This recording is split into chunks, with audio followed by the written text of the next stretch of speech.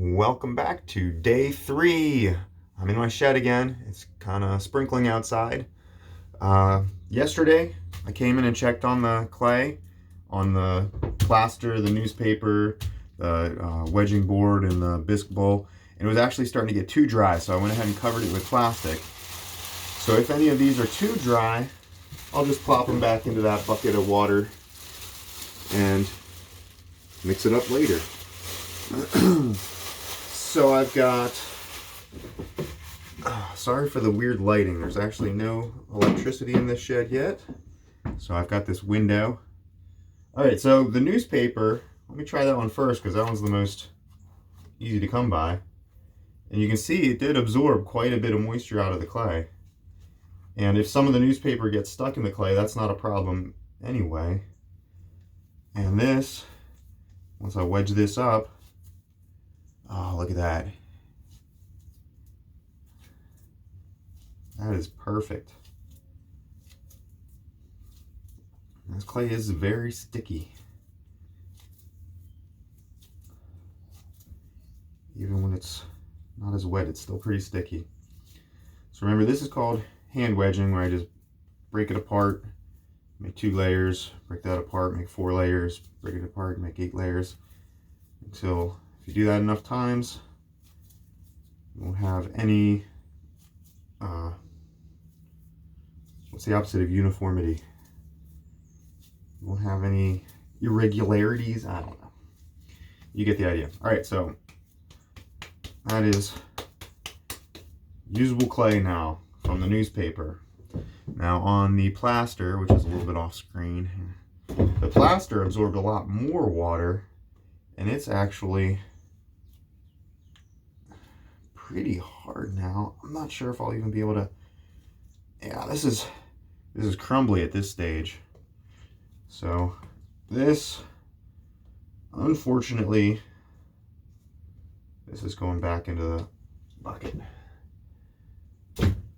Boop. Same with this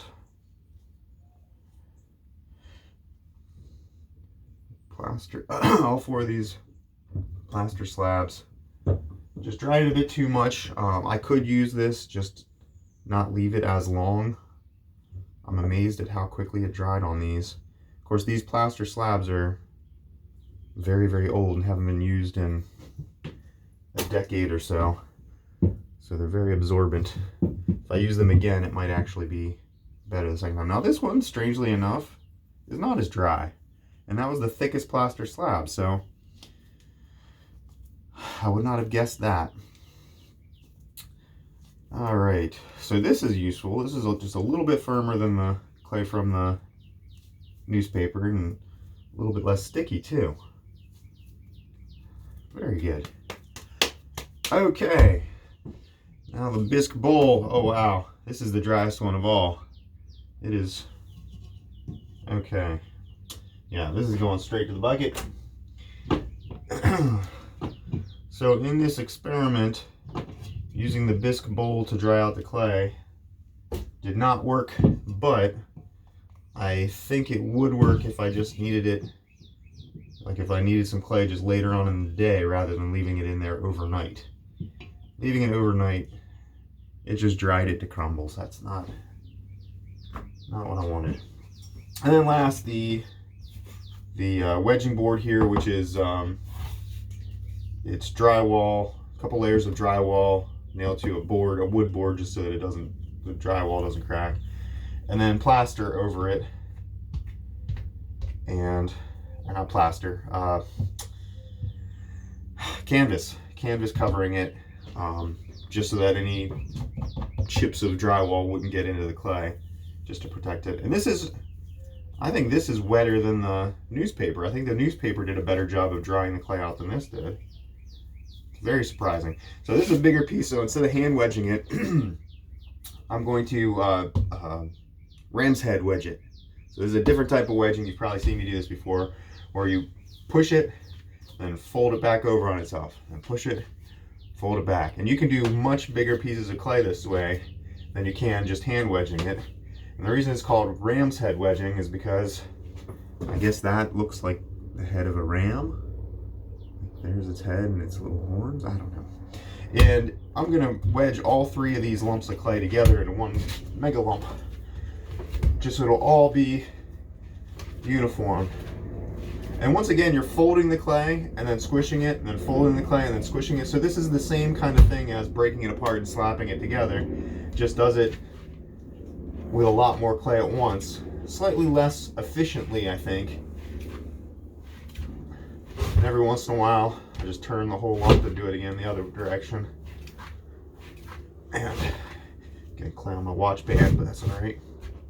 All right, so that's good enough for now. That is, I don't know, probably between 5 and 8 pounds of clay. And you saw how easy it was. I did not work real hard on this. I dug clay out of the ground.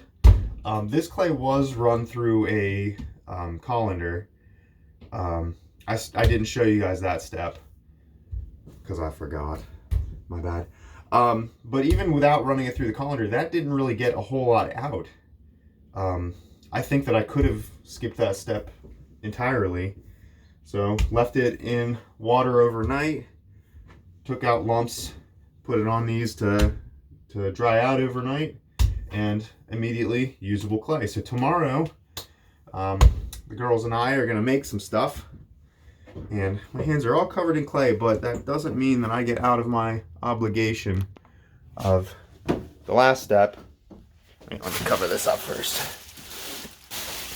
Last part of the video, which I'm sure you all are looking forward to. Staring at my forehead right now. There we go. Getting out of my shed. Has it stopped sprinkling? It has. No, it hasn't. I lied. And seeing my beautiful boy. Oh, here he is. Oh, puppy, puppy, puppy. Yep, my hands are dirty, so I don't want to pay you. I don't want to get your nice, clean fur covered. He likes to sit out here in the rain. He's not bothered by it at all. And then he comes in and tracks muddy footprints all over the house. That's his hobby. So tomorrow, me and my daughters will probably make some stuff out of clay. There's a nice view of my backyard, my dead grass. We'll make some things out of clay, let them dry out, and then hopefully try out that tiny little kiln and see how this stuff fires. So stay healthy, wash your hands, and I'll see you next time.